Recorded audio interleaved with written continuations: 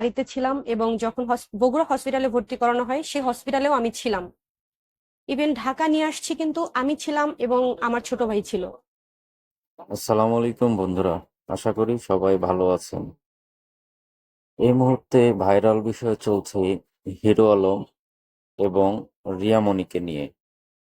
রিয়ামণিকে hero Alam হত্যা করবে এই কথাটি বলেছে এবং বলেছে রিয়ামণিকে সে বয়কট করলো। বয়কটের পরে সে বলেছে ডিভোর্স দিবে। তো কেন? কারণ হিরো আলম বলেছে যে তার বাবা যখন অসুস্থ ছিল, রিয়ামণি তাকে তখন দেখতে আসে নাই এবং তার কোনো খোঁজ খবর নেয় নাই। কিন্তু রিয়ামণি বলছে, আপনারা একটু আগে যে ভিডিওটি দেখলেন, রিয়ামণি বলছে যে ওনাকে সে ঢাকায় নিয়ে আসছে, তার ভাই ড্রাইভ করে নিয়ে আসছে।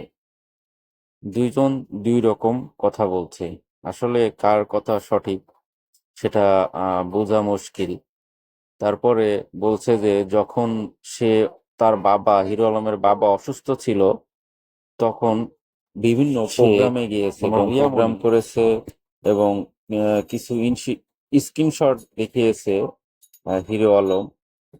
আর বলেছে যে যে আমার ফ্যামিলিকে দেখবে না, আমার বাবাকে দেখবে না, বাবা মারা গেলে বাবা পাওয়া যাবে না।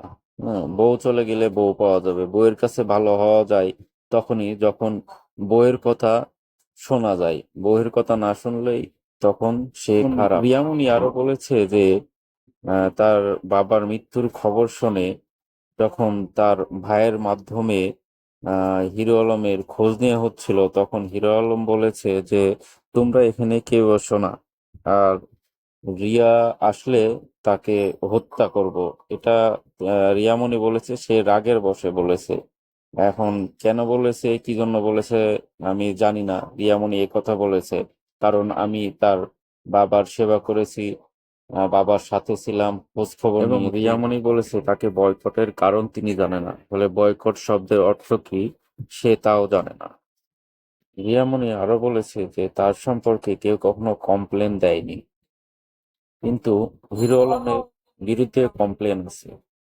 তার সাবেক স্ত্রী তার নামে কমপ্লেন দিয়েছিল থানায়, কিন্তু আমার নামে এরকম কোনো কিছুই কমপ্লেন নাই। এখন হিরো আলমের এই এই সব কিছু বলার কারণ সে বুঝতে পারছে না। আসলে তাকে সে ডিভোর্স দিবে কিনা তাও সে ক্লিয়ার না। ভিডিওটি ভালো লাগলে শেয়ার করতে ভুলবেন না। ধন্যবাদ।